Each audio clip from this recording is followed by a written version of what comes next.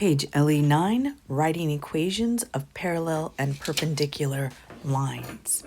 On page LE9, we have our handout. Don't forget that inside your today's notes are your practice. If you are putting N, P, S, and M in the upper left to keep track of what you submitted, go ahead and write that now. F9, writing equations of parallel and perpendicular lines. Parallel lines and slopes. Recall that the symbol for parallel lines were the two vertical lines together. And parallel lines are two lines in the same plane that never intersect. Two lines are parallel if they have the same slope. In math, we do the same. It has a special word, equal, and a special symbol, equal.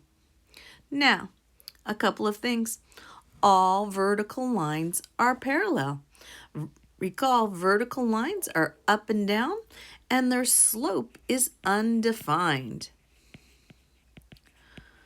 Likewise, all horizontal lines, those flat lines, are parallel, and do not forget that the slope of a horizontal line is 0. That takes care of parallel lines. All right, so perpendicular lines and slopes. You might not recall that perpendicular has a special symbol to it, is that upside down T, and two lines in the same plane that intersect to form right angles. Remember, right angles are super important if we're planning on building anything. 90 degrees are perpendicular lines. Now, two lines are perpendicular if and only if their slopes are negative reciprocals. Now, in math, negative and the word opposite, as far as signs go, and reciprocals is flipped.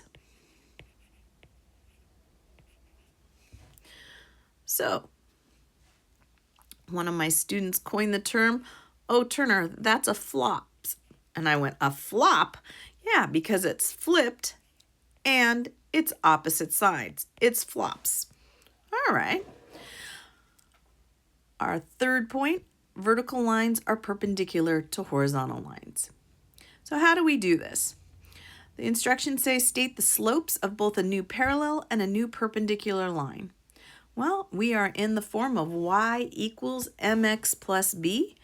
And in example A, our m is 5. So I'm going to write it as a fraction, put a whole number as a fraction by putting it over 1. That is the slope of the original line. Any parallel line is going to have the exact same slope. And a perpendicular line, well, this has an unwritten positive in front of it, right? We don't usually write it if it's positive, but the opposite of a positive is a negative. So we're going to put that negative. Make sure you leave some space between the negative and the fraction bar, okay? And then we're going to flip it. The 5 was on the top, it goes to the bottom. The 1 was on the bottom, it goes to the top. Let's try that one more time. This fraction, or this slope, excuse me, is negative 2/3. Negative 2 over 3. Well, if it's parallel, it's going to be negative 2 over 3. And if it's perpendicular, it is going to be opposite signs. Opposite of negative is positive, and flipped. The 3 goes on the top and the 2 goes on the bottom. Now, we have talked about our special cases of horizontal lines. Remember, horizontal lines are flat lines and their slopes are 0. So everything parallel is going to have a 0 slope. And then there is no flipping here because perpendicular to a 0 slope is an undefined slope. That is a vertical line itself. So vertical lines, recall, are up and down lines, and that slope is undefined. So all lines parallel to that would have undefined slopes. But if we're talking perpendicular to a vertical line, we're now talking a horizontal line, and that has a 0 slope.